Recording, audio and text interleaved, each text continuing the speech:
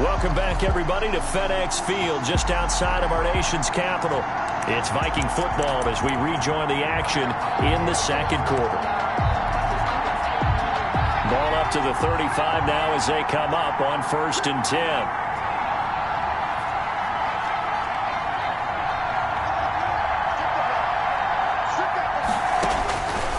Now they'll throw here out of the gun. He's going to loft one deep left side here. And his guys are going to take over at the 21-yard line. Boy, so another interception, CD. It feels like he's starting to unravel a little bit. And as you would expect, still a work in progress here in his second season. He has to start ironing out some of these mistakes, though, because now his head coach, his offensive coaches, they have to evaluate. Pressure coming from the Vikings, and they get there and bring him down. Daniil Hunter in there to drop him for his 11th sack of the year. They come up on 2nd and long, and the pass protection just has not been there this afternoon. They don't want to repeat a first down. They'll keep it on the ground. And he'll just keep two hands on the football as he'll be taken down after a short pickup. The tackle made by Michael Pierce. It's a gain of 4. So the second half upon us sooner than we bargained for. Week 7, second half. Let's do it. The Vikings set to receive the second half kickoff, and they trail it here as we resume. And ultimately cannot get this out to the 25-yard line as he's dropped at the 23. At their own 23-yard line. Now out comes their leader and the captain of this offense back onto the field. Any surprise in your mind he's out there to start the second half after 4 first-half interceptions? He's to be surprised by a lot of things, partner, but in this case I'm not, because you know they want him to be their guy. And the only way to truly establish that is to give him a chance to work through some of the issues he had in the first half. Kendall Fuller in on the stop. You know, despite the scoreline, I think they've got to like where they are here. They're on the road and just one big play away from getting right back in this game. I'm going to follow right along with you because the spot they're in now is a credit to their defense. They've kept them in it by making the plays that they've made, and that just means you're... And that's caught inside the 30. Let's get that swagger, Touchdown, Vikings. Touchdown. A big play there. Hitting double digits with his 10th touchdown of the season. And the Vikings are an extra point away from tying this thing up. A nice throw there by the second-year quarterback. And I don't believe that was the kind of play he would have made as a rookie, because usually your rookie season is a continuation of your college days. A lot of one read, and if you don't have it, you just take off and go. Now he's settled in the pocket a little bit more, reading the field and getting to a second and sometimes third progression. That was a nice play. Well, we looked at each other right away. We knew that flag was coming out. And I always enjoy the conversation post, because officials always tell you, I don't want to throw the flag, but you caused the play. You did it. I had to. At their own 20. First possession of the second half now for Washington. And their lead has evaporated in this third quarter. It's tied once more as they begin with a 1st and 10. The pass there over the middle to start things out. And he'll be taken down, but not before they work it across midfield. The extra effort after the catch makes it good for a gain of 26 and also a first down. From Viking territory now, they'll come up 1st and 10 at the 49-yard line. Here's a first down throw that's complete. 20! And he is into the end zone for a Washington touchdown. Calvin Ridley, his second touchdown of the afternoon. And Washington has taken the lead. I know we often laugh, and sometimes we even exalt the guys who are great trash talkers and give us some really funny lines. But the bottom line is absolute production on the field. His second touchdown of the game, and they lead. And now they'll be looking to their defense to preserve that lead. Set now to kick this one away, and off it goes.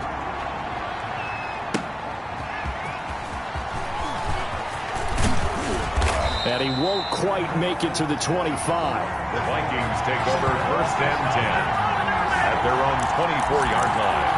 Minnesota now ready for their next possession. They did what they had to do to start this third quarter. Went down, got the touchdown to cut the lead, but the matching touchdown a moment ago, and we're right back where we started at halftime. Yeah, you're exactly right, partner. They had a little bounce in their step after scoring that first touchdown, but the defense gave one up, and that's the problem right now. Can they get better play from their defense while they continue to score on offense?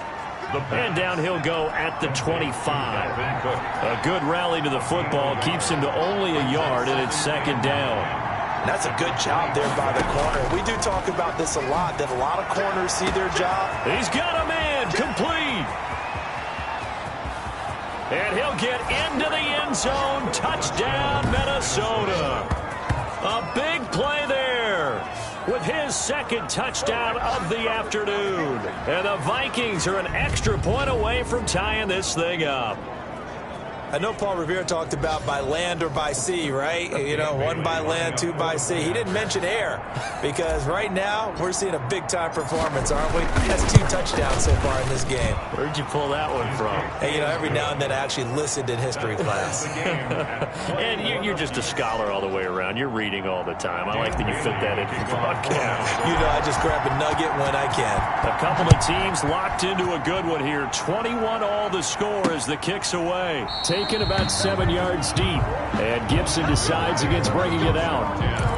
At their own. Out comes Calvin Ridley and the offense for their next drive. He's having a day here in quarter number 3. Over 100 yards, couple touchdowns. Every receiver's hope for when they head into that game in the National Football League. And his team is loving what he's giving them. Of course, the yardage is terrific, but I think it's what you mentioned, the 2 touchdowns. That's the big one because he's paying off his results downfield. And still more time here. Third quarter, we'll see what else he has in store for us. And tackled down after a gain of 3. Leaves him with 1 yard to go on third down. He's tackled at the 34-yard line. That's a gain of 3. It's third and... They'll stick to the ground game with Gurley. And he's going to have the first down yardage to the 35. That's good for a one. Man, what were they thinking on defense there? That looked like they were playing for the pass. That was third and short. Yeah, it was an easy pickup because they handed it to him. That was way too easy. Just looked like absolute confusion defensively. Not sure why they were in that set. Yeah, I'd say you should have a few men in the box there. 1 yard gain brings up second and 9 at the 37-yard line. Now they'll throw it. Wentz. That's complete. Terry McLaurin with it. And he'll be taken down, but not before he works it past the 50. 16 yards, a first down. But one of the ways the quarterbacks keep all the receivers alive in a play, never lock in on any one guy. Make sure you keep your eyes moving, scan the field, and here he finds the open guy for a nice pickup. From Viking territory now, they'll come up first and 10 at the 47. Here's Gurley now out of the gun. And he gets this inside the 35-yard line. Another nice gain, 13 yards that time, and another first down. The CD a lot of times like to separate speed and quickness, and they've got a back that's both. We know that he's fast in the open field, but, man, his first step is so quick, too. It is something, isn't it? Because you think of that type of speed getting to the perimeter and turning upfield, but also when you run those inside runs, he can get into the secondary so fast the linebackers don't have a chance to react. 3-yard pickup brings up second and 7 at the Vikings 32-yard line. On second and 7, Wentz, and his throw here's incomplete. He was looking for Todd Gurley, and it's third down. Gurley. You can tell they wanted to get that ball downfield, but they had nothing working in the secondary, so he dropped it off to the running back. That one ended up incomplete. They head to the line facing a 3rd and 7 following the incompletion on second down. Under pressure, and down he goes. They sack him back at the 36. Yannick Ngakoue in there to get him, and that is sack number 6 now for him on the year. Eddie Pinheiro on for the field goal. A 53-yard attempt. And this kick is not going to be close. It's well short, well right to boot. Back now at FedEx Field. All even as we get ready to start the 4th. Back now at FedEx Field. All even as we get ready to start the 4th. Here's Cook as they begin on the ground. And he's going to take this one up only to about the 44-yard line. Just a yard on the pickup there, and it'll bring up a 2nd and 9. Ladies and gentlemen, that is a force of nature in the defensive tackle position. Yes, he's as big as they come, but still plenty agile. He's able to make a nice play there to swallow up the ball carrier. And he'll be taken down, but not before he works it past the 50. It's a first down on a gain of 10. All right, I got to ask you, with these RPOs, essentially the quarterback has 3 options, right? So what's different from that versus the triple option that we see the service academies run at the college level? As a general rule, the triple option at the college level, most things are called outside of the quarterback faking it to the runner and then keeping it himself and maybe having a trail back. What I mean is, in the NFL, that option to throw the football all comes about organically. It's a natural deal based on reads. In college, if you're going to throw the football off a triple option, you've actually called that play. The last run good for 2. Here's 2nd and 8.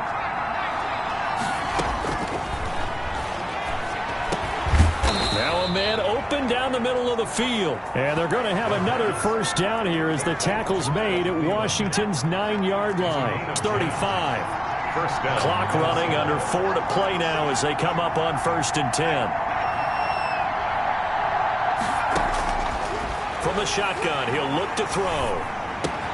That's complete to the receiver, Thielen. And he'll go out of bounds inside the 15-yard line. Back-to-back receptions for him, and it's another first down. And with that last play, he's now up over that 300-yard mark. And in today's NFL, it almost feels routine. And I hate that when you talk about a 300-yard passing game. To me, 300 yards still signifies excellence, and he's achieved that in this performance. A gain of 6 there on first. It's a game of matchups, and that's why you take your receivers and move them around a bunch, especially your best guys. And when they work out of the slot, you often hear the coaches talk about how great it is because it gives you a two-way go. You can break out or you can break in. That makes it hard to defend. And he'll be brought down here at the 3-yard line. A 5-yard gain there makes it 1st and goal. Most of their damage has been done through the air. I mean, they've rung the bell 3 times with passing touchdowns, but guess what? Ground game has now been neglected. Nice little burst right there. They'll run for it with Cook. And he will take this one into the end zone for a Viking touchdown. Dalvin Cook, his 6th touchdown of the season. And the Vikings have taken the lead. A strong, determined run there, Charles, to get in for 6 points. This is why it's such a team game, isn't it? And I know it sounds really generic and it sounds almost trite, but the blocks were made up front, offensive line, collective victory at the line of scrimmage and downfield. And how about the finish to the run all the way into the end zone? That'll be taken about a yard deep. And ultimately, he stopped right where he would have been if he had simply gone down to a knee at the 25. And the Washington offense heading out. And now, after the touchdown a moment ago, they work from behind in a 7-point game in this 4th quarter. Plenty of time on the clock. Wentz now on 1st down. The Vikings after him, and they get there for the sack. Yannick Ngakoue. He's the one to get him, and that is sack number 7 for him on the year. Got to imagine the pass rush will be equally intense here on 2nd down following the sack. It's 2nd and 18. From the gun, it's Wentz. And a loose football. But fortunately, he's able to recover his own fumble, and that could have been trouble. So we've got a challenge. Our referee's going to take another look on the tablet. He's going to be watching to see if the knee was down prior to the ball coming out. I love what you just said there. You nailed it, because if the ball's shifting or moving before the knee or any other part of the body hits the ground, then that'll be considered a fumble.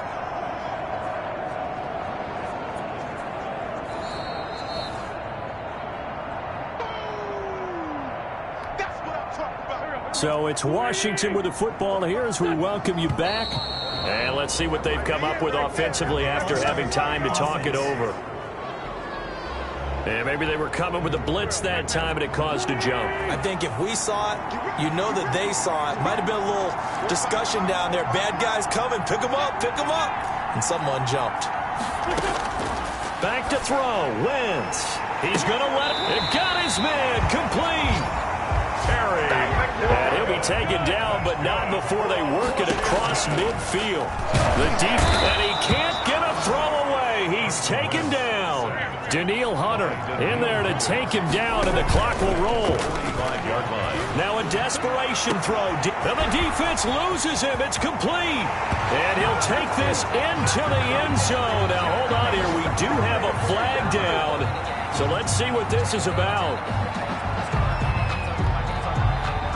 And yes, they want the points, so they will decline the penalty. No question there. You don't think they spent a couple of seconds mulling over what the penalty would do for them? I don't even know why they asked the sideline. Not at all. When you put the ball in the end zone on a takeaway, take the points and keep moving. Pinheiro now to add the extra point.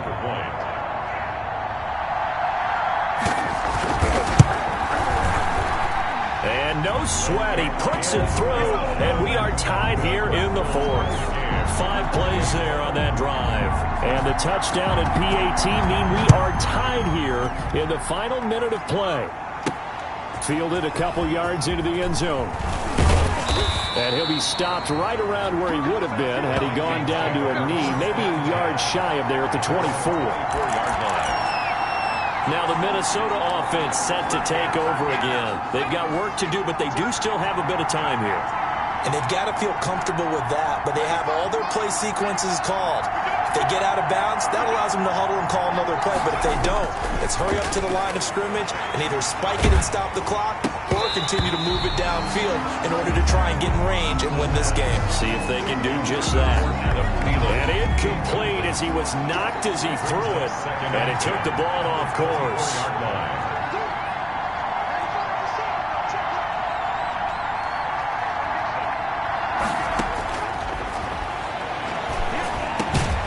Throw for Thielen once again. This time it's complete. The Vikings going to signal for the first of their timeouts as they'll stop him with a little over 30 ticks to go in the football game. From the 34 now, here's 1st and 10. Back to throw here. Setting up the screen for Cook. Not much there, only a yard. The Vikings in the hurry up. They're hustling up to the line. 1-yard gain brings up 2nd and 9 at the 35-yard line. They're going for Jefferson downfield, and that will be incomplete. 4 ticks left here on the clock. He was trying to find Justin Jefferson there, and it's 3rd down. After an incomplete pass on 2nd down, that'll leave him trying to convert on 3rd and 9.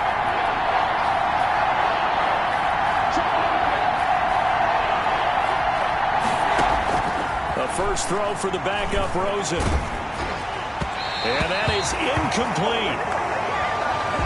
And we have free football. Overtime. Here we go, my friend. And the way this game played out. And here in overtime, if the team that receives the ball scores a touchdown, it's over. If they don't, we can still have some more football. That's exactly right. If they go down and kick a field goal, the other team gets a possession to either match it or score a touchdown to win the ball game.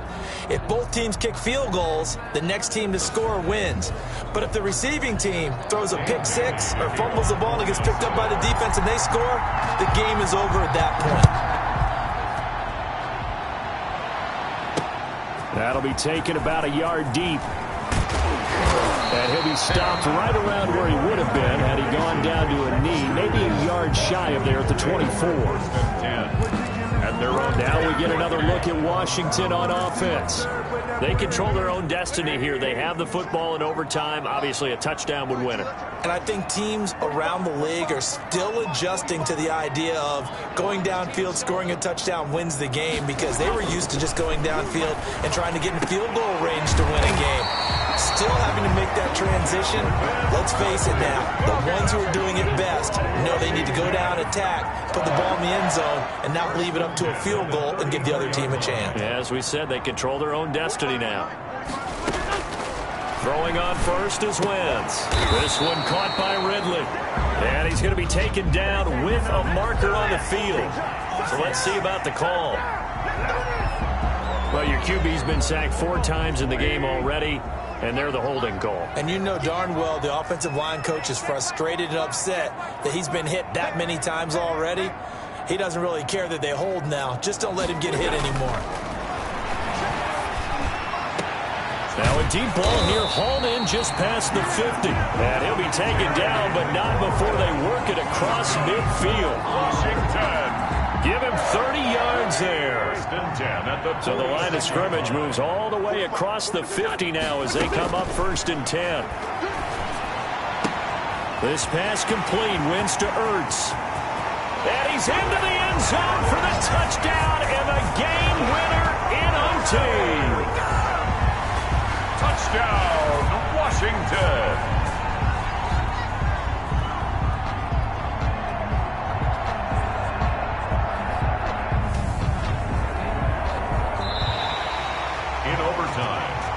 A great game that we got to see and making it extra special. Not only did I get 4 quarters with you in this one, I got some overtime, a little whipped cream on top. Look at you, trying to make this whole thing palatable. I just want you to pay for my meal later. You really just wanted 4 quarters what you wanted, but how much fun was that? We had that type of a game where we got us to overtime, and then we get the dramatic ending to finish things off as well. What a game.